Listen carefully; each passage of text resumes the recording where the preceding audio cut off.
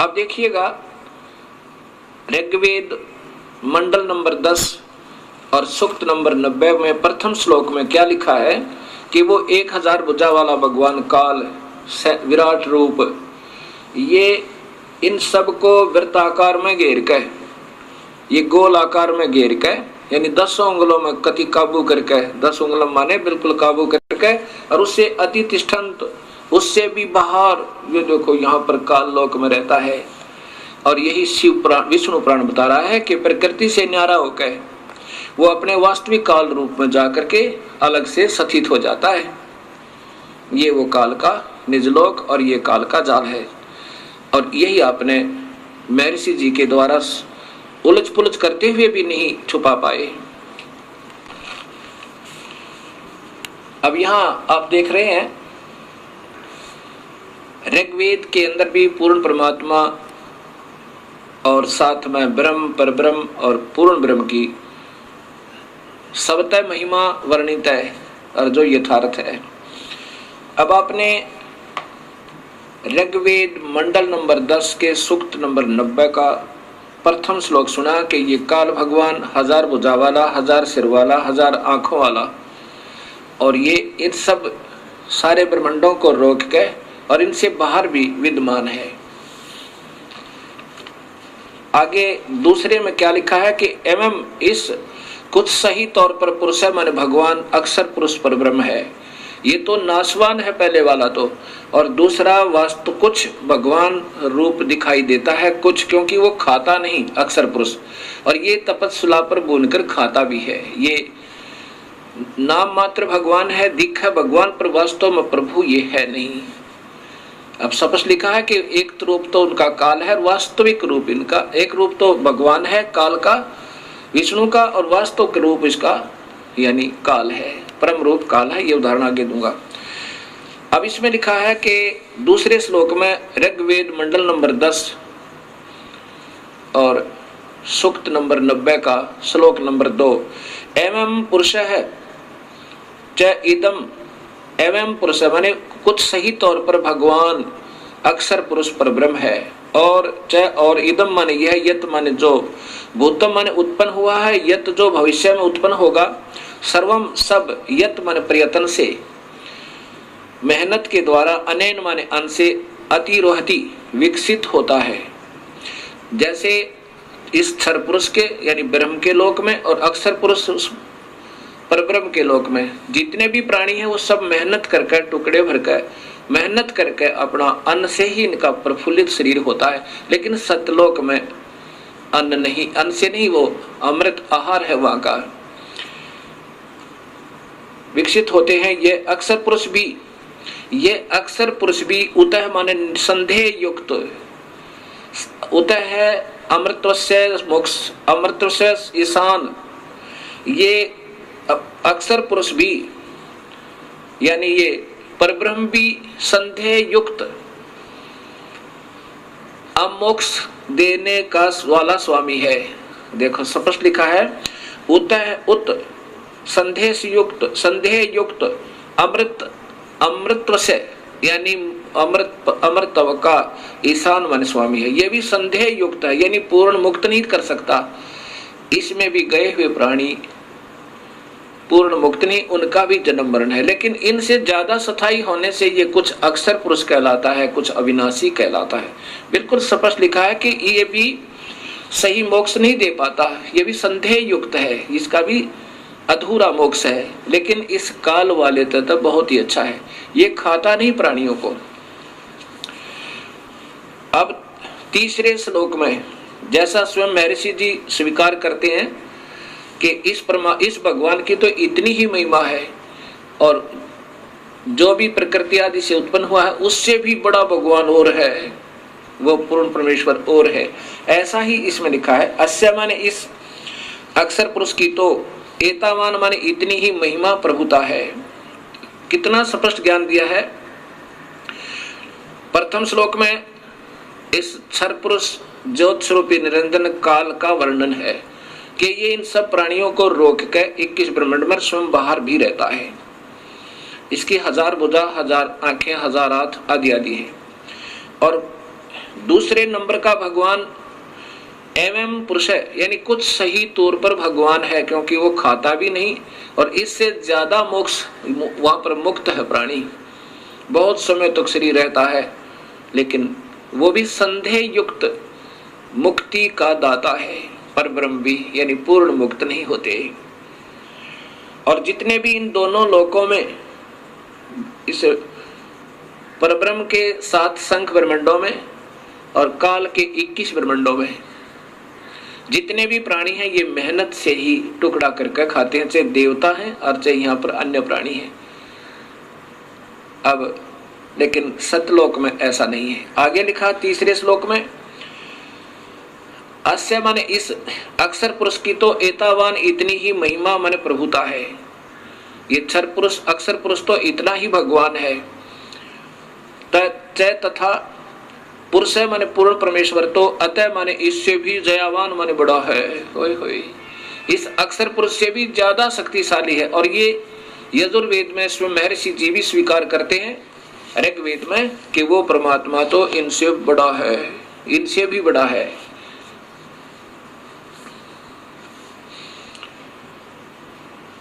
विश्व माने समस्त, भूतानी माने अक्षर पुरुष तथा सरपुरुष के इन लोकों में तथा सतलोक में जितने भी प्राणी हैं, वह इस अस्य माने इस पूर्ण परमात्मा नि अक्षर पुरुष का पाद माने एक पैर समझो। अस्य माने इस परमेश्वर के त्रि माने 3, दिवी माने लोक जैसे सतलोक, अलखलोक, अगमलोक, वो अमृतम अविनाशी पाद दूसरा है। होय होय। अब क्या बताया है कि ये जितने भी सतलोक और इस लोक में जितने भी प्राणी हैं, ऊपर के लोकों में और परब्रह्म और ब्रह्म के लोकों में जितने प्राणी हैं, जीव आत्मा, ये तो इसका एक पैर समझो। और ऊपर के तीनों लोकों में जितने प्राणी हैं, दिव्य लोक कौन कौन से, अक्षर पुरुष ना, सतलोक, अलखलोक और अगमलोक, अनामी लोक में जीव स्थिति न्यारी नहीं है। इसलिए उन तीनों लोकों में और जितने भी प्राणी और तीनों लोक, ये उनका अविनाशी पैर है, अर्थात उस परमात्मा की सतिथि बता रहे हैं उदाहरणार्थ। आगे फिर चौथे श्लोक में लिखा है कि पुरुष माने यह अविनाशी परमात्मा, ऊर्ध्व माने ऊपर, त्रि माने 3 लोक जैसे सतलोक, अलखलोक और अगमलोक, पाद माने पैर ऊपर के हिस्से में, उदयत विराजमान है। अस्य माने इस परमेश्वर की पूर्ण ब्रह्म तथा पाद एक पैर एक हिस्सा जगत रूप पुनः फिर यह माने यहाँ अभवत प्रकट होता है। और फिर यहाँ पर वो प्रकट भी होता है, जैसे कबीर रूप में आगे, कभी सत्सुकृत रूप में आगे, कभी किसी प्रकार। तथा माने इसलिए स माने वह अविनाशी पूर्ण परमात्मा असने होय होय, ऐसन जो खाता नहीं और जो सने जो खाता है। युक्षर पुरुष तो 1 लाख जीवों को रोज खाता है, अक्षर पुरुष खाता नहीं। इसमें लिखा है सनेन असनेन, खाने वाले और न खाने वाले, अर्थात काल और परब्रह्म से अभी माने ऊपर, विश्व माने सर्वत्र, उससे ऊपर भी और सर्वत्र विक्रमात व्यापक है। कितना स्पष्ट कर दिया कि ये परमात्मा पूर्ण ब्रह्म अविनाशी परमात्मा ऊपर के तीनों लोकों में भी है। और फिर ये खाने वाले और न खाने वाले, काल तो खाता है पर ब्रह्म नहीं खाता। ये क्षर पुरुष तो 1 लाख जीवों का आहार करता है, इसको सांप लगा हुआ है, इसको रोग लग गया, और अक्षर पुरुष नहीं खाता। इसलिए लिखा कि खाने वाले और न खाने वाले, इन में भी व्यापक है और इनसे ऊपर भी न्यारा भी वो व्यापक है, ऊपर भी है और इन सब पर भी कंट्रोल है। जैसे प्रधानमंत्री राज्य में भी व्यापक, एक प्रांत में भी व्यापक है और अपने भी सब सारे देश में भी व्यापक है। और केवल मुख्यमंत्री अपने ही प्रांत में व्यापक है और मंत्री अपने विभाग में, केवल एक प्रांतीय मंत्री अपने केवल विभाग में व्यापक है, ऐसा समझो।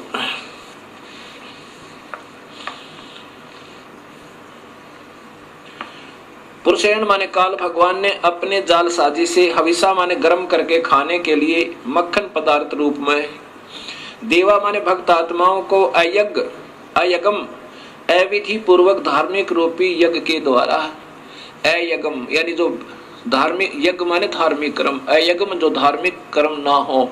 जैसे गीता जी में लिखा है कि 7वें अध्याय के 15वें श्लोक में कि तीनों गुणों के द्वारा जिनका ज्ञान हरा जा चुका है वो राक्षस स्वभाव को धारण किए हुए दुष्कृतिन मनुष्यों में नीच, दुष्कृतिन माने वो अधार्मिक मतलब शास्त्र विरुद्ध साधना करने वाले, दुष्कृतिन माने जो सही धार्मिक कर्म ना हो वो बुरे कर्म करते हैं, जो शास्त्र अनुकूल साधना नहीं है, पूर्ण परमात्मा की पूजा नहीं है, उससे अन्य पूजा को दुष्कृतिन अर्थात अविधि पूर्वक साधना करने वाले कहा है। यहाँ वही है कि अयज्ञन जो अधूरी अविधि पूर्वक साधना रूपी यज्ञ के द्वारा, यत माने परिवर्तन करके, तनवंत माने ताने अर्थात जाल की तरह रचना रची, वसंत सुहाना मौसम, वसंत अर्थात रिंचिक सुख।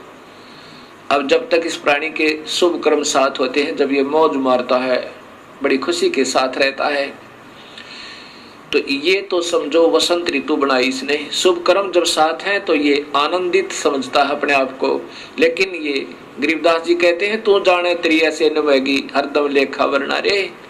तो इन्हों सोच लेता है ये इंसान जब थोड़ा सा सुखी होता है कि तू ऐसे ही आनंद में रहेगा। नहीं, इस काल ने ही ये तुझे धोखा देने के लिए तेरे ही शुभ कर्म देकर वो वसंत ऋतु बना दी, अर्थात ये रंचिक सुख संतान और संपत्ति का दिखाया। अजम माने घी अर्थात असीत माने शुभ कर्म रूपी घी था तेरा यो, ये तेरी ये मलाई थी जो वसंत ऋतु रूप में दे दी, अर्थात तेरे को शुभ तेरे ही शुभ कर्मों का यो फल देकर और तुझे लग रहा था मैं मौज कर रहा हूं, भगवान ने मुझे आनंद दे रखे। और फिर देखिए क्या होगा, ग्रीष्म, फिर ग्रीष्म आओगी, पाप कर्म रूपी गर्मी इस जीव को तड़पाने जलाने के लिए, अस्य माने इस काल का, ईदम माने ईंधन अर्थात आग, और सर्द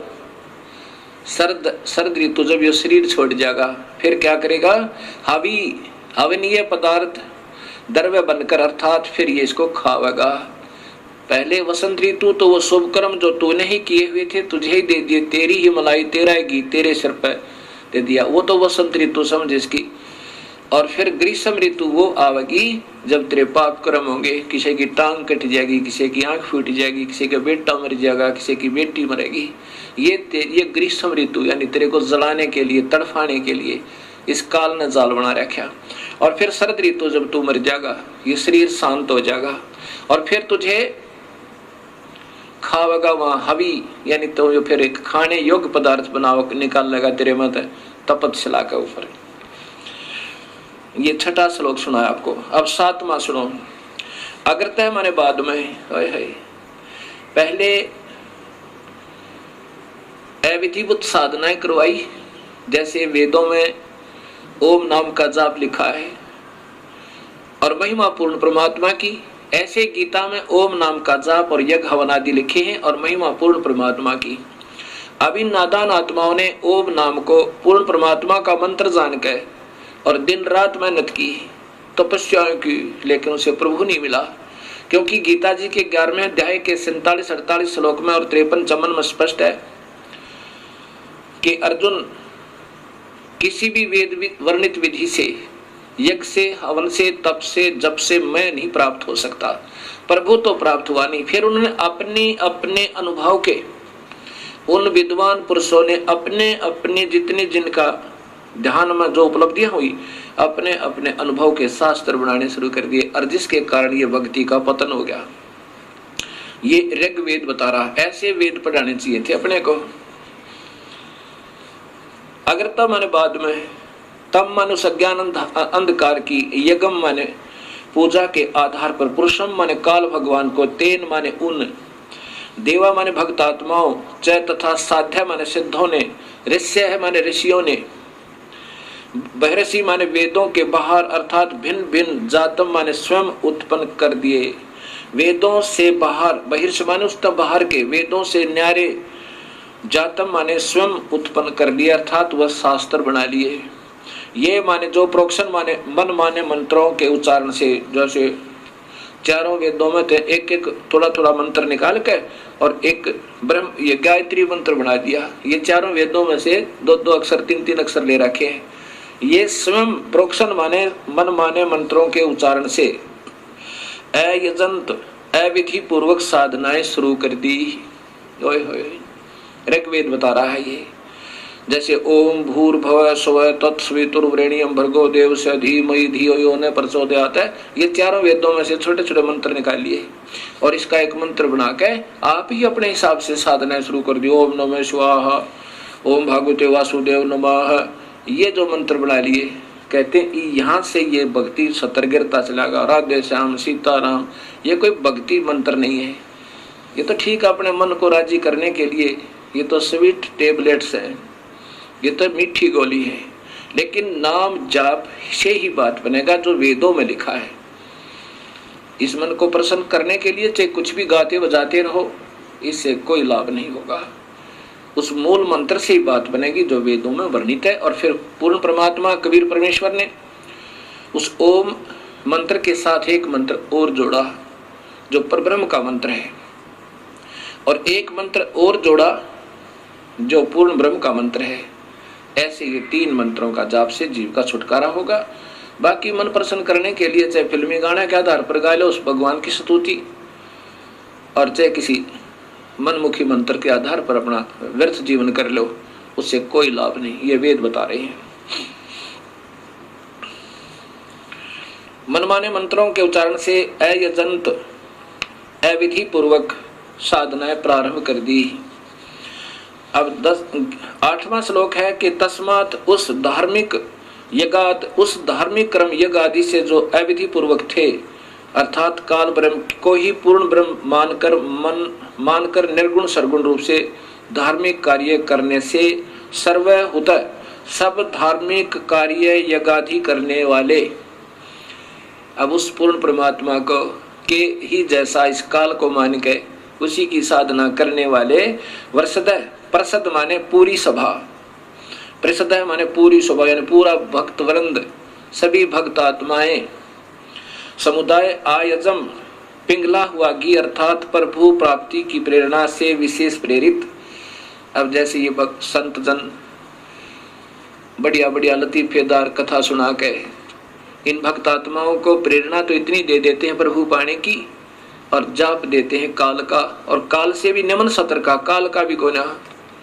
फिर बताते हैं कि पीपल के चक्कर लगाओ, वट वृक्ष के चक्कर लगाओ, इसमें भगवान का देवताओं का वास होता है।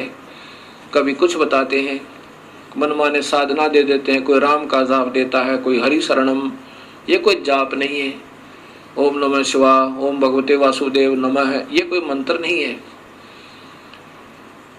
अब यहाँ कहते हैं आयजम पिंगला हुए घी की तरह प्रभु प्राप्ति की प्रेरणा से विशेष प्रेरित सम माने पूर्ण परमात्मा की सत भक्ति सदृश जान के उन गलत मंत्रों को, उन नादान संतों के द्वारा दी गई साधना को सत मान के और जानकर भरतम धारण किए हुए उसको जाप करते हुए अपने हिसाब से सोचते हैं कि हम सही पूजा करें क्योंकि मेरे गुरुदेव ने मुझे बताया है।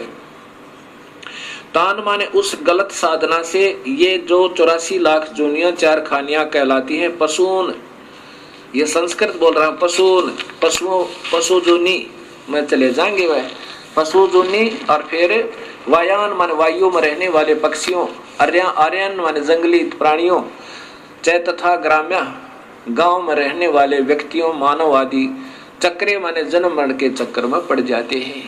ये मालिक ऋग्वेद स्पष्ट कर रहा है कि ये नादान आत्माएं इन गलत गुरुओं के ने अपने आप ही मनमाने मंत्र बना के वेद न्यारे और गीता से भिन्न ये सब फिर पशु जोनी में पशुन, व्यव्यान, आर्यन, ग्राम्य, चक्रे, ये सारे होते हैं इन धार्मिक शास्त्रों में। तो ये इस प्रकार ये पशु चारों प्रकार की प्राणियों खानियों में ये चक्कर में पड़ जाते हैं, ये मुक्त नहीं होते।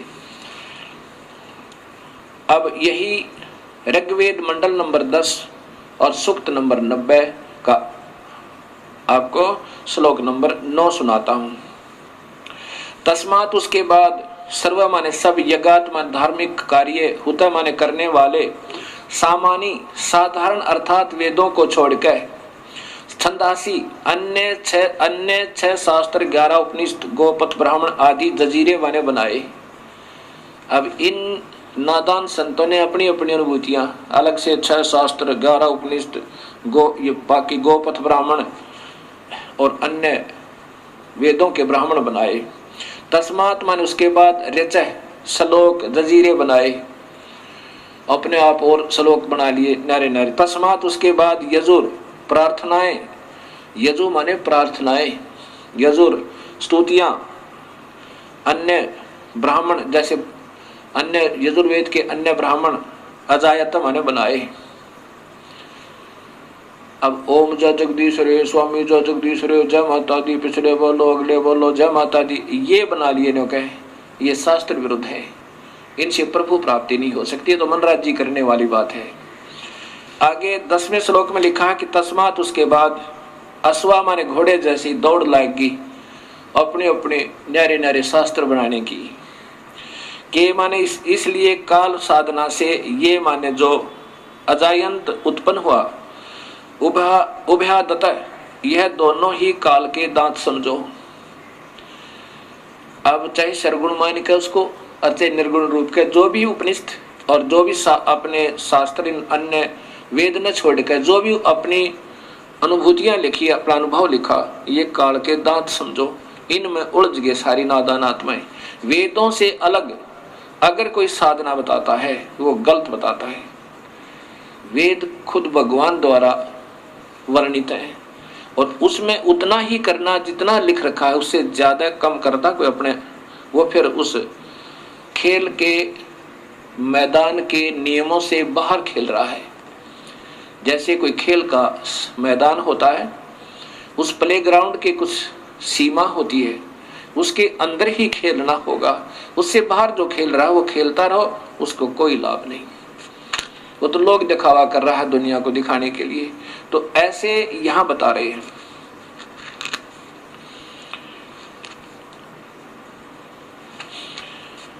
अब उससे क्या हुआ कि तस्मात उसके बाद गावे माने गाय आदि गीत समझो, ये गीत ज्ञात बना लिए श्लोक अपने अपने हिसाब से जजीरे उत्पन्न हुए। चाहे तस्मात उसके बाद है निश्चय ही जाता माने उत्पन्न छोटे छोटे लोग गीत, दुर्गा की स्तुति, हनुमान चालीसा, जय गणेश देवा, इस प्रकार के। अजा माने बकरी, वह माने भेड़ जानो।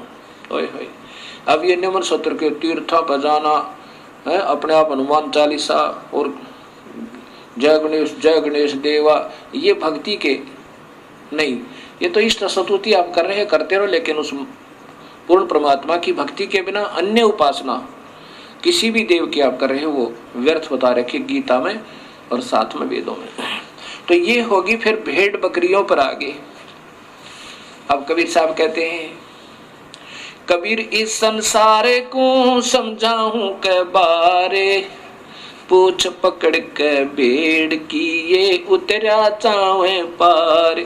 वही वेद बता रहे हैं जो कबीर परमेश्वर ने स्वयं आकर बताया कि उन वास्तविक साधना न छोड़ के नौका मत उतर के और भेड़ की पूछ पकड़ ले कोई दरिया से पार होने के लिए, तो कभी पार नहीं हो सकता। कबीर साहब कहते हैं, कबीर इस संसार ने समझाऊं के बार, अरे ये पूछ पकड़ के भेड़ की उतरा चावे पार, ये नादान साधना है। पाप दुर्गा स्तुति बनाकर तू शेरा वाली है, तू लट्टा वाली है, तू फलाने वाली है, वो तो माँ में गुण है ही है, लेकिन वो मिले कैसे ये संत बताएंगे। जैसे बिजली की स्तुति कोई गावे, तो पंखा चला देती है, तो कूलर चलाती है, अंधेरे को उजाले में बदल देती है, जय बोलो बिजली की, जय बोलो बिजली की, पिछले बोलो बिजली की। अब इससे क्या होगा, ये तो गुण है उस विद्युत में, वो प्राप्त कैसे होंगे, उसका एक न्यारा मार्ग है। उसके लिए कनेक्शन लेना होगा और वो कनेक्शन देने वाले कोई और होते हैं, उन गीत गाने वालों से, उन बताने वालों से कनेक्शन देने वाले और होते हैं। वहां कनेक्शन लेने से वो सुख होंगे जो बिजली के विद्युत के आप सुना करते थे। ऐसे इन शक्तियों के कनेक्शन देने वाले परम संत को ढूंढना होगा। जैसे गीता जी के 4 अध्याय का 34वां श्लोक कहता है कि अर्जुन उन संतों ने ढूंढ ले जो उस पूर्ण परमात्मा के परम तत्व के जानने वाले हों, उनको दंडवत प्रणाम करो और निष्कपट भाव से उनकी सेवा करो और सरलता पूर्वक प्रसन्न करने से वो फिर तत्वभेदी संत, तत्वदर्शी संत तुझे जो मार्ग बताएं वैसे करना। अब आगे क्या बताया है? अब अपने अपने हिसाब के शास्त्र बनाने से यजुर्वेद के 7 कांड नंबर मंडल नंबर 10 सूक्त नंबर 90 का श्लोक नंबर 11 सुनो कितना प्यारा लिखा है। यत माने जिस, पुरुषम माने पूर्ण परमात्मा की, अद माने खाने के लिए। अब देखो अपने उदर पूर्ति के लिए, अद माने अपनी उदर पूर्ति के लिए उस पूर्ण परमात्मा की, वी माने नाना प्रकार की, अधु माने अधूरी घटिया, वी माने भिन्न, अकल्पयन अधूरी काल्पनिक व्याख्या विवरण के आधार पर, किम माने कोई तो, अस्य माने इस पूर्ण परमेश्वर के, मुखम माने मुख को, उत्तम अंग को, और कोई बाहु माने भुजा को, उरु जांग को, और कोई पैर को प्रभु मानकर कतविधा कतिधा नाना प्रकार के से उच्चते माने महिमा कहते हैं। ओए होए कितना स्पष्ट कर दिया। ये 11वां श्लोक कह रहा है कि वो नादान अपने उदर पूर्ति के लिए, जिनको पूर्ण ज्ञान है को ना, और अपने अपने अनुभव से को तो जैसे मुखम यानी उसके मुख को, मुख्य उस परमात्मा के नाना प्रकार के अंगों को, जैसे पहले बताया ना, इनका एक पैर तो ऊपर अजर अविनाशी है, एक नीचे है, इनका मुख्य अंग, कोई मुख ने, कोई पैर ने, कोई हाथ ने, इनको भगवान मान रहा है परमात्मा के ने। कैसे? जैसे कोई आकार बताता है, कोई निराकार कहता है, कोई ब्रह्मा को परमात्मा बताता है, कोई विष्णु को, कोई शिव को, कोई फिर कहता नहीं भगवान एक और है, वो निराकार है, वो दिखाई नहीं देता। अब एक समय 5 अंधे आपस में विचार करने लगे कि सुना है गांव में हाथी आया हुआ है और हमें कोई हाथी के पास छोड़ दे तो हम हाथी देखें। एक आंखों वाला उनकी बातें सुन रहा था। उसने कहा भी तुम हाथी कैसे देखोगे सूरदास, तुम्हारी आंखें तो है नहीं। अंधों ने कहा कि हमारे हाथ आंखों का काम करते हैं, आप कृपा करके हमें उस हाथी के पास छोड़ दीजिए। उस आंखों वाले ने उन 5 अंधों को हाथी के पास छोड़ दिया, चारों तरफ छोड़ दिया। एक अंधे ने हाथी के पैरों का निरीक्षण किया ऐसे, दूसरे ने पूंछड़ का, तीसरे ने कान का, चौथे ने सूंड का और 5वें ने पेट के आसपास हाथ फेरा। और जहां जाकर उनके हाथ जैसे पैर वाले के हाथ हट गए वो वापस हो लिया। उसने सोचा बस इतना ही हाथी होता होगा। दूसरे ने कान देख लिए कि बस इतना ही हाथी होता होगा। और ऐसे इन 5 अपने अपने अनुभव लेकर चल पड़े। रास्ते में आंखों वाले ने पूछा किसी और ने कि कहाँ गए थे सूरदास। वो कहने लगे हम हाथी देख कर आए हैं। आंखों वाला कहने लगा अंधो तुमने हाथी देखा कैसे? उन्होंने कहा हमारे हाथ आंखों का काम करते हैं। तो वो आंखों वाला कहने लगा भाई बताओ कैसा था हाथी? जिसने पैरों का निरीक्षण किया था वो कहने लगा हाथी होता है थंब जैसा, पिलर जैसा, थांब जैसा, खंभे जैसा। दूसरा बोला, अंधा बोला कि नहीं ये इसको सही ज्ञान नहीं है, मैं बताता हूं। हाथी होता है बेल्ट जैसा, पटे जैसा। उसने जो पहले वाले ने हाथी के पैर का निरीक्षण किया था वो तो खंभे जैसा ही, बस पैर को ही हाथी मानकर और निश्चिंत हो गया। दूसरे ने पूंछड़ का, उसकी दूम का, पूंछ का निरीक्षण किया था, वो उस पूंछ को ही हाथी मान के और फूला नहीं समावे। अब तीसरे ने कहा कि दोनों को कुछ नहीं मालूम, मैं बताता हूँ। हाथी होता है छाछ जैसा, सूप जैसा, उसने कानों को देखा था, पकड़ पकड़ कर निरीक्षण किया था। चौथा कहने लगा इनको नहीं मालूम सही, मैं बताता हूं। हाथी होता है पाइप जैसा, उसने सूंड का निरीक्षण किया था। पांचवा कहता है ये अधूरा ज्ञान बता रहे हैं, मैं बताता हूं हाथी कैसा होता है। हाथी होता है बटोड़े जैसा। हरियाणा में एक उपलों का एक ढेर बनाया जाता है, उसको फिर ऊपर से गोबर से प्लास्टर कर दिया जाता है, और जैसे प्लास्टर वाल समझो, यानी प्लास्टर की हुई दीवार समझो, मड प्लास्टर जिस पर हुआ हो, मड प्लास्टर यानी मिट्टी की लिपाई कर रखी हो, ऐसा हाथी के पेट का ऐसा वो कुछ खरदरापन होता है। अब पेट पे हाथ फेरने वाला कहता हाथी होता है मड प्लास्टर, यानी कच्ची दीवार जिस पे मिट्टी का प्लास्टर हुआ हो, ऐसा हाथी होता है। अब ये ऋग्वेद मंडल नंबर 10 और सूक्त नंबर 90 का श्लोक नंबर 11 स्पष्ट करता है कि यत माने जिस पुरुषम माने पूर्ण परमात्मा की अधः माने उदर पूर्ति के लिए नादान लोगों ने, अधूरे मार्गदर्शकों ने, अधूरे अनुभव वालों ने वेदों को तो छोड़ दिया, जो उसमें सही मार्ग और सही विधि लिखी हुई है, जितनी भी उससे प्राप्ति होनी थी, उनको त्याग के और निम्न सत्र के अपने अपने शास्त्र बना लिए, जो कि मान्य नहीं है। वो शास्त्र नहीं है, वो पूजा के योग नहीं है, क्योंकि उनके अधूरे अनुभव हैं। वी माने नाना प्रकार की, अधू माने अधूरी, घटिया, वी माने भिन्न, अलग से, अकल्पयन अधूरी कल्पनाएं, व्याख्या विवरण आधार पर, किम माने कोई तो अस्य माने पूर्ण परमेश्वर के, मुखम माने मुख को भगवान कहता है, यानी कोई तो कहता नहीं भगवान तो और है, वो तो मुख्य भगवान, मुख्य है उसका पूर्ण परमात्मा का। और कोई भुजा को भगवान कहता है, कोई पैर को पाद है, और कोई किसी प्रकार से जांग को, यानी ऐसे ऐसे उन्हें अपने अपने हिसाब की अटकलें लगा रखी हैं। अब आंखों वाला बता सकता है कि सारे मिलाकर ही प्रभु बनता है, जैसे ये 21 ब्रह्मांड, और ये तो एक अक्षर पुरुष है, इसके 3 पुत्र हैं, ब्रह्मा विष्णु महेश, और 7 संख ब्रह्मांड का मालिक ये परब्रह्म है, अक्षर पुरुष है, और पूर्ण ब्रह्म परमात्मा इन सब का कुल मालिक है, वो सतपुरुष है, उसका वास्तविक नाम कबीर है।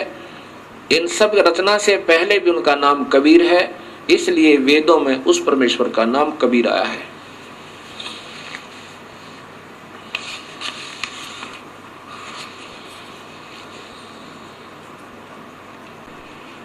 अब आपको इसी सूक्त के ऋग्वेद के मंडल नंबर 10 सूक्त नंबर 90 के 15 और 16 श्लोक और सुनाता हूं। इसमें बिल्कुल स्पष्ट वर्णन कर दिया कि 7 और 21, क्योंकि इसमें हिंट होते हैं, और हिंटों को वही बता सके जिनको पूर्ण ज्ञान हो। क्या लिखा है? सपत अस्य आसन प्रीधः त्रिसप्त समिदः कर्ता देवा यतः यगम तन्वाना अबंधन पुरुषम पुषुम। अब देखो कितना प्यारा कर वर्णन दिया है। सप्त माने 7 संख, सप्त माने 7, त्रिसत, त्रिसत माने त्रिसप्त माने 3, त्रिसप्त 3 बार 7 7 अर्थात 21, त्रिसप्त 3 गुणा में 7 21, त्रिसप्त यानी 21। इसमें ऐसा ही लिखा जो दास पढ़ रहा है, सप्त 7 संख ब्रह्मांडों को तो 7 संख ब्रह्मांड तो परब्रह्म की तथा काल ब्रह्म के त्रिसप्त। अब 7 संख ब्रह्मांड तो परब्रह्म के और त्रिसप्त इस 21 ब्रह्मांड काल ब्रह्म के। समीदय माने दुख रूपी आग से दुखी, कर्ता माने करने वाले, प्रीधय गोला आकार रूप में सीमा में जो आसन माने विद्यमान है, यत माने जो पुरुषम माने पूर्ण परमात्मा की, यज्ञ माने विधिवत धार्मिक कर्म अर्थात पूजा करता है, वह पशु माने बलि के पशु रूपी, देवा माने भक्त आत्मा को, तन वाना काल के द्वारा रचे फैलाए बंधन जाल से बंधन रहित करता है। बंदी छुड़वाने वाला बंदी छोड़ है वो परमेश्वर। इस पारब्रह्म के तो 7 शंख ब्रह्मांड में और काल के 21 ब्रह्मांड में जो बलि के बकरे की तरह बेचारे इन्होंने फंसा रखा है, उन काल के रचे हुए जालों में के बंधन से अबंधन करता है, उनको निर्बंध करता है, उनको छुड़वाता है। और फिर 16वें श्लोक में कमाल कर दिया, जो देवा माने भक्त आत्मा अयगम अधूरी गलत धार्मिक पूजा के स्थान पर यज्ञ माने सत भक्ति धार्मिक कर्म के आधार पर यजंत माने पूजा करते हैं। तानी माने वे धर्माणी धार्मिक शक्ति संपन्न प्रथमानी मुख्य अर्थात उत्तम है। कितना स्पष्ट कर दिया कि जो उस अविधिवत साधना ने छोड़ के जो भक्त आत्मा और विधिवत साधना करते हैं वो सबसे उत्तम हो गए। उनके पुण्य कर्मों का, उनके नाम के जाप का संग्रह होगा, भक्ति संचित होगी, वो सबसे उत्तम आसन माने हैं।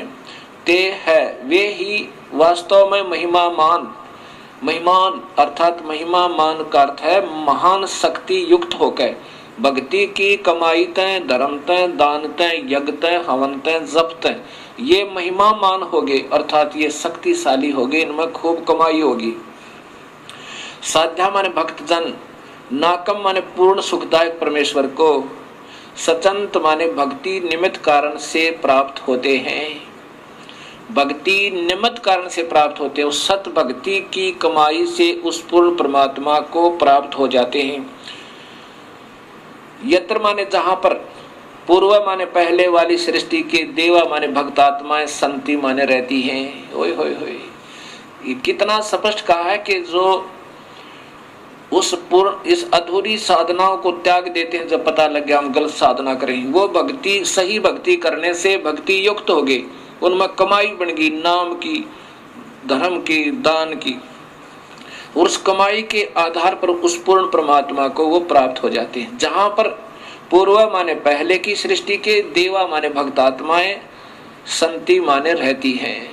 जहां पर हम पहले रहा करते सतलोक में, उस पहले वाली सृष्टि यानी सबसे पहले वाली सृष्टि सतलोक के अंदर, वहां चले जाते हैं जहां पर पहले वाली सृष्टि के भक्तात्मा रहती हैं, जहां से हम बिछुड़ कर आए थे, जहां से हम सतलोक से बिछुड़ गए थे। अब इसी का प्रमाण, अब सच्चाई को कहां तक छुपाओ ये ऋषिजन। कबीर साहब कहते हैं, चोर चुराई तुंबड़ी और गड्ढा पानी मां, वो गाड्डा वो बाहर आवे, ऐसे सच्चाई छानी ना। अब फिर दिखाता हूं महर्षि दानंद जी द्वारा भाषा भाष्य। ये देखिएगा ऋग्वेद, ये महर्षि दानंद जी द्वारा भाषा भाष्य है। महर्षि दानंद सरस्वती, ये इन्होंने टीका किया है, और ये सूक्त नंबर 10, ये कांड नंबर 10 और सूक्त नंबर 90 का। अब श्लोक नंबर आप देखिएगा 15, इसमें सपथ अस्य संति पृथ्य और त्रिसप्त, ये त्रिसप्त इन्होंने कैसे किया है। यत जिस यज्ञ माने सृष्टि यज्ञ को तनवाना करते हुए देवा सृष्टि साधनभूत देव पशुम देखते हैं, पुरुष को उसमें बांधते हैं, देखने वाले दृष्टा पुरुष को उसमें बांधते हैं। इस यज्ञ की सप्त, अब देखो सप्त, अब सप्त ने ये क्या समझे जिनको ज्ञान ही नहीं। सप्त माने 7 शंख ब्रह्मांड, सप्त माने 7, पृथ्वी छंद रूपी पृथ्वियां, ये गोला आकार में पृथ्वी, जैसे पृथ्वी नहीं होती पृथ्वी। अब 7 आवरण ये अपने हिसाब से इन्होंने बनाए हैं, ऐसा नहीं। ये देखिए फिर त्रिसप्त, त्रिसप्त माने 21, ये 21 ब्रह्मांड काल के, और ये सप्त, ये 7 सप्त माने 7, ये 7 शंख ब्रह्मांड पर ब्रह्म के। अब देखो समीधा आदि कर्ता बनाई। अब इसमें 15वां 16वें श्लोक में देखो, ये स्वयं आप ही लिख रहे हैं, ये वही 16वां श्लोक है, सूक्त मंडल नंबर 10, सूक्त नंबर 91 का, ऋग्वेद 90 का। ये 91 आगे शुरू होगा, ये लास्ट है। देवा देव शक्तियां यज्ञ माने संगीकरण आदि से अथवा अग्नि से यज्ञ सृष्टि रूपी यज्ञ को अजायत माने करते हैं, अजंत, क्योंकि तानी माने वे, धर्माणी संसार के धारक बल। अब सब कुछ उल्ट सुलट करते करते फिर देखियो कहाँ आएगा सच्चाई। प्रथमानी मुख्य आसन माने हैं, इसका अर्थ बनता है जो सही ढंग से भक्ति करते हैं वो सबसे उत्तम भक्त आत्मा है। ते वे ही महिमान महान सामर्थ्य वाले हुए, अर्थात जो सख्त भक्ति करते हैं उनमें भक्ति शक्ति होगी। नाकम माने आनंद स्वरूप परमेश्वर को, सचंत माने निर्मित कारण से रूप में प्राप्त करते हैं। अब एक तरफ तो वो कहते हैं परमात्मा निराकार है, और यहाँ स्वयं कहते हैं कि परमेश्वर को निमित्त कारण से रूप में प्राप्त करते हैं। कहाँ? यत्र माने जिसमें, पूर्व माने पूर्व सृष्टि अर्थात सतलोक के, साध्या माने सृष्टि साधन संपन्न, देवा माने दिव्य शक्तियां संति माने रहते हैं। अब स्वयं स्वीकार कर रहे हैं महर्षि जी के आनंद स्वरूप परमेश्वर को प्राप्त करते हैं निमित्त कारण से, अर्थात सत भक्ति के कारण प्राप्त करते हैं। इसलिए भगवान कहीं आकार में है जहां उसको प्राप्त करते हैं। प्राप्त करना माने उससे मिलना, उससे साक्षात्कार करना। ये स्वयं वेद बता रहा है, स्वयं अपने कर्मों से लिख रहे हैं, कर कमलों से, जिसमें कहाँ जाते हैं? उस परमात्मा के लोक में जहां पहले की सृष्टि यानी सतलोक वाले साध्या सृष्टि संपन्न साधन संपन्न अर्थात वो भक्त आत्मा, देवा माने दिव्य शक्तियां, ये भक्त आत्मा रहती हैं वहां, क्योंकि वो परमात्मा स्वरूप आत्म रूप में है, इसलिए उनको देवा कहा है। शक्तियां रहते हैं। अब प्रिय भक्त आत्माओं, इस सच्चाई को इतना गहरा दबा दिया गया कि इसके ऊपर से मिट्टी हटाते हटाते ढेर सारा प्रयत्न करना पड़ता है। और पुण्यात्मा जो होंगी अब तुरंत समझ जाएंगी इन काल के दूतों, इन नकली संतों के जाल में नहीं रहेंगे। और इतना प्रमाण मिलकर भी जिनकी आंखें नहीं खुलती वो मूड बताए, वो मूड बताए। गीता में लिखा कि वो तो मूड है जो सत भक्ति नहीं करते।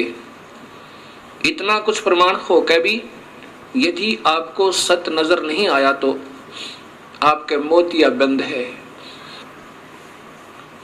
कबीर साहब की प्यारी आत्मा गरीबदास जी कहते हैं कि फिर तो ये देखत के तो नैन जिसमें फिरा मोतिया बंद रे। जिसको सफेद मोतिया बंद हो जाए उसकी आंख सोच दिखाई देती है तो उसको नजर कुछ नहीं आता। फिर तो आपका मोतिया बंद हो चुका है इन नादान संतों के गलत ज्ञान के आधार पर, जो सब शास्त्र विरुद्ध साधना सारे भक्त समाज को प्रवेश करती।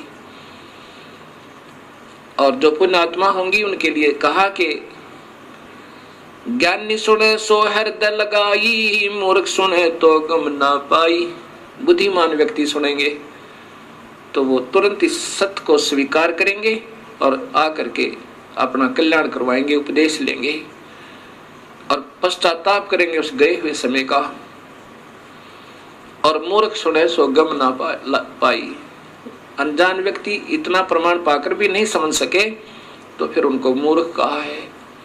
ऐसा ही कबीर साहब की प्यारी आत्मा गरीबदास जी, क्योंकि जो गरीबदास जी कह रहे हैं वो समझो कबीर साहब कह रहे हैं, क्योंकि उन्हीं की शक्ति से वो पुण्य आत्मा उस परमेश्वर की महिमा हृदय से गा रहे हैं। उसमें बता रहे हैं कि चातुर प्राणी चोर हैं। चातुर प्राणी जिन्होंने गीता का एक अक्षर भी समाज को नहीं बता रखा और लाखों की संख्या में इन भोली आत्माओं को उलझाए बैठे। और कहते हैं गीता के मर्मज्ञ ज्ञाता, और उसके उस संत की महिमा गाते हैं गीता ही के ज्ञान के आधार पर। और गीता का एक अक्षर भी नहीं बता रखा गीता में क्या लिखा है। वो चतुर प्राणी गीता की आड़ लेकर अन्य महिमा गा के अपनी मनमुखी साधनाएं बता के वो तो चतुर प्राणी है। और मूड वो हैं जो इतना ज्ञान पाकर भी नहीं समझे तो वो उन्हीं के पीछे पड़े रहेंगे। उनके लिए कहा है कि चातुर प्राणी चोर हैं, ये विचक्षण है, ये गलत साधना बताने वाले, ये संत जन ये चतुर बताए। ये चातुर प्राणी चोर हैं, चोर क्योंकि शास्त्र विरुद्ध साधना दे रहे हैं, ये परमात्मा के भी दुश्मन है। ऐसा गीता में लिखा है कि जो शास्त्र विरुद्ध साधना करता है अर्जुन, वो मुझे भी और अंतर्यामी रूप में रहने वाले उस परम पिता को भी दुखी करता है, उसको घोर नरक में डालूंगा। और मूढ़ मुग्ध हैं ठोठ, ये संतों के निकाम के, इनके दो गड़जोट। यानी इतना भी ज्ञान समझकर नहीं समझ में आई तो वो उन चतुर प्राणियों के योग्य हैं, 84 में जाने ही योग्य है। ऐसा गरीबदास जी बता रहे हैं कि चतुर प्राणी तो चोर हैं, वो तो अपनी झूठी साची लगाकर आपको गुमराह करते ही रहेंगे अपनी प्रभुता बनाए रखने के लिए। और मूढ़ मुग्ध है ठोठ, वो भोली आत्मा फिर भी नहीं समझ पाई तो वह उन योग्य है, और वो फिर उनको काल के मुख में ले जाएंगे। और वो संतों के काम के नहीं है, उनके उन्हीं के साथ रहने दो, वो कहीं जाओ फिर किसी प्रकार दुख पाओ। लेकिन फिर भी दयालु परमात्मा है कि भाई बार बार प्रयत्न करते हैं, हो सके ना जाने कब इंसान की आंखें खुल जाएं और सत भक्ति पर वो लग जाए। अब जैसे गीता में लिखा है ना, विष्णु पुराण में लिखा है कि विष्णु का एक रूप तो पुरुष है इस काल के बारे में, और वास्तविक रूप उसका काल है। अब पुरुष माने भगवान, प्रभु वो नजर आता है जैसे सारी सुविधाएं उपलब्ध करावे और दुखी ना करे, वो परमात्मा होता है। अब इस काल का प्रथम रूप तो ऐसा नजर आता है जैसे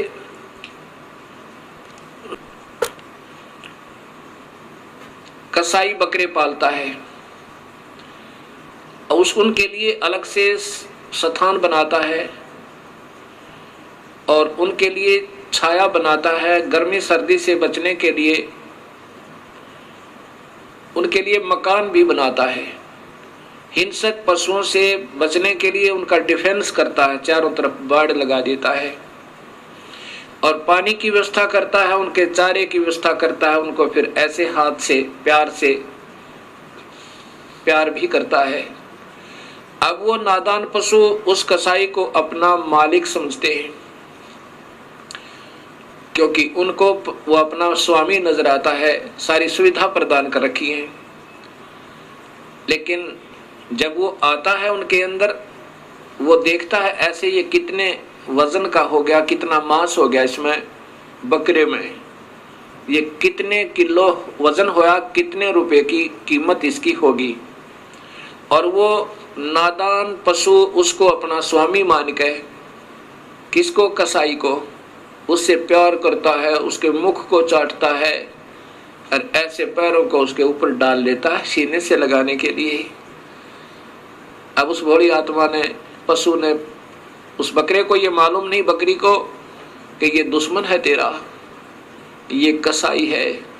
और फिर किसी का पुत्र आओ, किसी की पुत्री आओ, 10 की आवश्यकता 10 ले लिए, 20 की आवश्यकता 20 निकाल लिए, और 100 की आवश्यकता 100 निकाल लिए।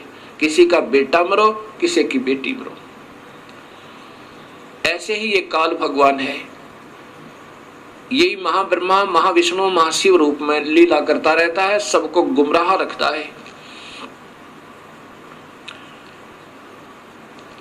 इसका प्रथम रूप तो भगवान जैसा दिखा, जैसे बढ़िया पृथ्वी दे रखी, बढ़िया सूर्य बना हुआ, नीचे पानी मीठा है, और फिर फलदार वृक्ष हैं, दूध, दही, घी, सेब, संतरे, मक्खन, कार, कोठी है ठाठ कर रखे। और फिर 1 लाख परिवार रोज टक्कर मार कर होते हैं। किसी का बेटा मर गया, किसी की बेटी मर गई, किसी के पुत्र मर गया, किसी का दामाद मर गया, और ये आनंद से 1 लाख जीवों का आहार करता है। अब ये काल का जाल कबीर परमात्मा बता रहे हैं। अब जब आपकी समझ में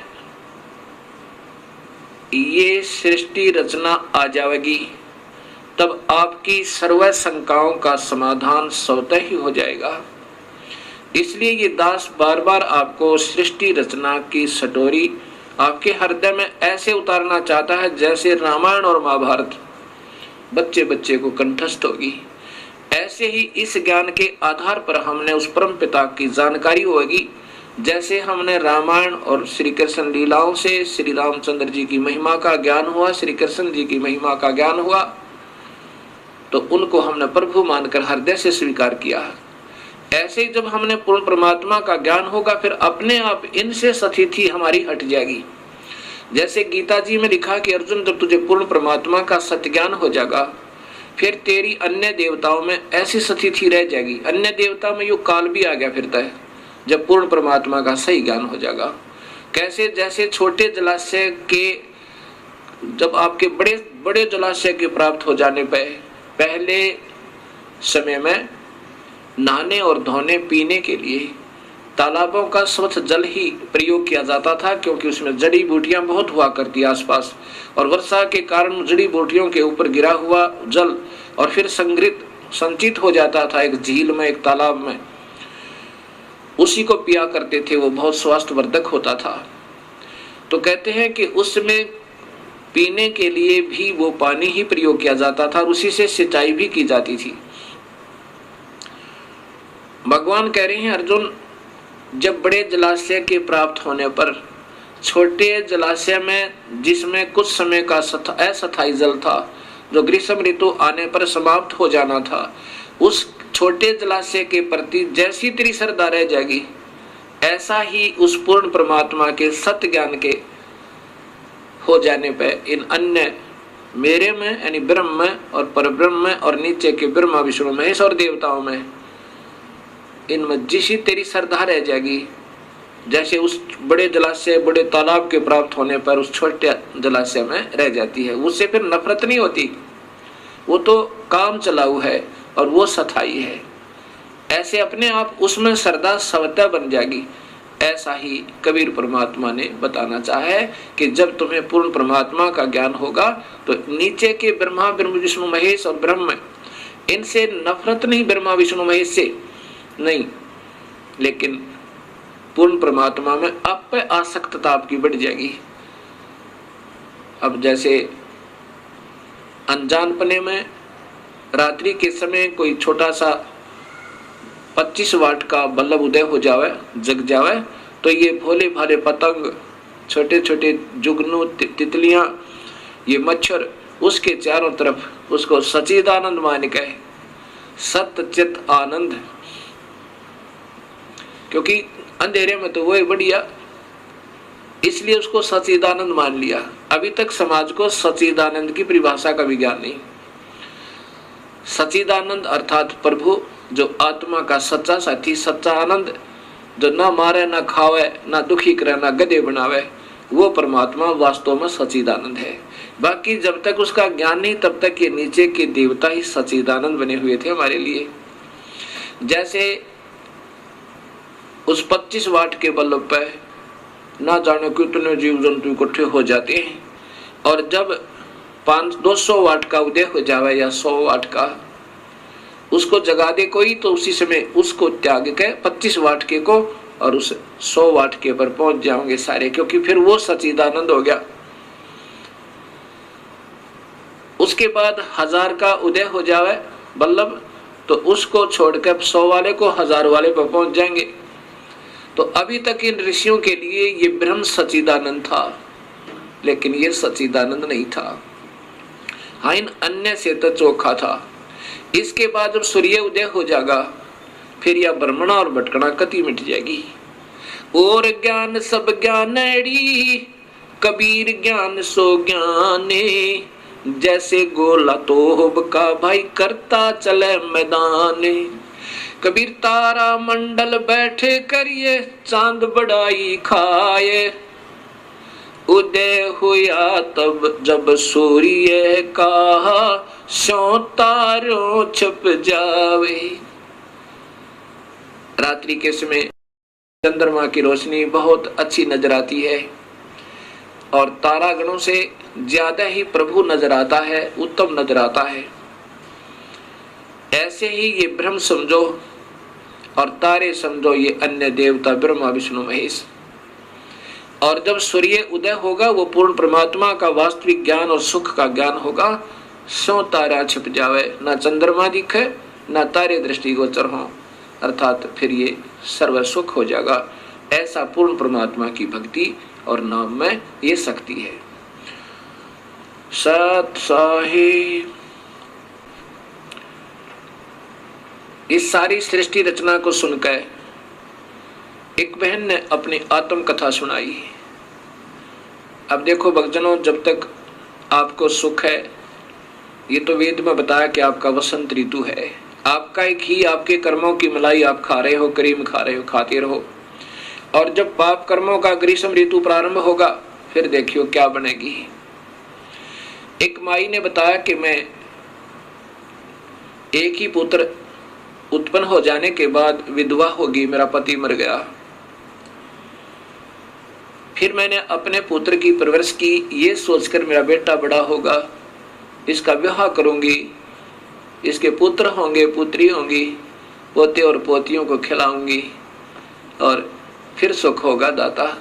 और अपने पुत्र की मंगल कामनाओं के लिए, उसकी रक्षार्थ इसी काल के द्वारा गलत साधना, प्रवेश समाज में पितरों की पूजा, भूतों की पूजा, फिर देवी देवताओं की पूजा, फिर अन्य स्थानों पर, तीर्थों पर, सब जगह जाकर और अपने पुत्र के दीर्घायु की मन्नतें मांगा करती थी। अब क्या होता है वो बताती है कि जब मेरा पुत्र +2 में पढ़ रहा था, उसने मोटरसाइकिल की जिद कर ली कि माँ मोटरसाइकिल लूंगा। मुझे डर भी लगता था कि कहीं मेरे बेटे का चोट ना लग जाए, लेकिन ज्यादा ही जिद करने से और साथ में ये सोचा कि ये मेरे बेटे के मन में ये ना आ जाए कि मेरा पिता होता तो आज मुझे अवश्य मोटरसाइकिल दिलवाता। मैंने सोचा कि कहीं बेटे के हृदय में हीन भावना ना आ जाए। मैंने जैसे तैसे करके हीरो होंडा मोटरसाइकिल लाके दे दी। प्रतिदिन अपने एक दोस्त को लेकर के वो कॉलेज जाया करता था, स्कूल जाता था। उस दिन भी अपने एक दोस्त को लेकर के मेरे खाना खा के अपने दोस्त को लेने गया, अपने उसके घर से उसको लेकर के और अपने कॉलेज की तरफ प्रस्थान किया। इतने में फिर कुछ अपना कार्य निपटा के, कि 2 ही प्राणी थे घर में, 2-4 रोटियां बनाई, फिर अपना खाने की तैयारी की थी। खाना खाने के लिए ऐसे ग्रास किया था, इतने में उसका दोस्त जो प्रतिदिन उसके साथ जाता था अड़बड़ाया हुआ आया और उसके वस्त्र फटे हुए और कहा, आंटी हम ऐसे जा रहे थे और एक्सीडेंट हो गया भैया का। ऐसे मुख की तरफ ग्रास किया था, वहीं हाथ से गिर गया। सिर पर कपड़ा नहीं, पैर में जूती नहीं, और भाग ली पागलों की तरह। जब घटना स्थल पर पहुंची तो वहां मेरा बेटा नहीं था, वो हॉस्पिटल जा चुका था। वहां भाग कर गई, वहां जाकर पता चला वो तो मर चुका है। दीवार का टक्कर मारी, 7 टाँके आए बोली मेरे सिर में, और 2 घंटे में बेहोश आंस में आई। अब वो आपकी सारी कथा मुझे सत्य लग रही है। ये काल बहुत जुल्मी है। मैंने कहा, माई अगर तू सुखी होती तो बिल्कुल नहीं मानती, ना उन देवी देवताओं को छोड़ती जिन पर तूने सारा जीवन खो दिया। कहती है, जी बिल्कुल ठीक हो आप। अब ये परमात्मा कबीर साहब हमें बताना चाहता है कि तुम जिसकी पूजा करते हो वो स्वयं काल है, और उसी की तुम पूजा करे। उसी के 3 पुत्र ब्रह्मा विष्णु महेश हैं, बेचारे ये उसके प्रवेश हैं, ये भी तुम्हारी मदद नहीं कर सकते। ये केवल कर्म आधार पर तुम्हें जो भी तुम्हारा नियमित है, सुख है तो सुख लो, दुख है तो दुख लो। अब ब्रह्मा से हमारे से उत्पत्ति करवाता, रजोगुण बनाकर हमने विवश करके सब में वासना भर के, और विष्णु हमारे अंदर मोह ममता पैदा करे रखता है कि यहाँ पर ये टिके रहे, सतीथि बनी रहे। और शिव जी फिर हमारा संहार करवाता है कोई न कोई कारण बना के, चाहे किसी का बेटा मरो चाहे किसी की बेटी। क्योंकि वो भी काल के वश है बेचारा। जब उसके ऊपर उसका संकेत आता है तो वो नहीं रोक सकता, चाहे उसका अपना पुत्र भी क्यों न हो।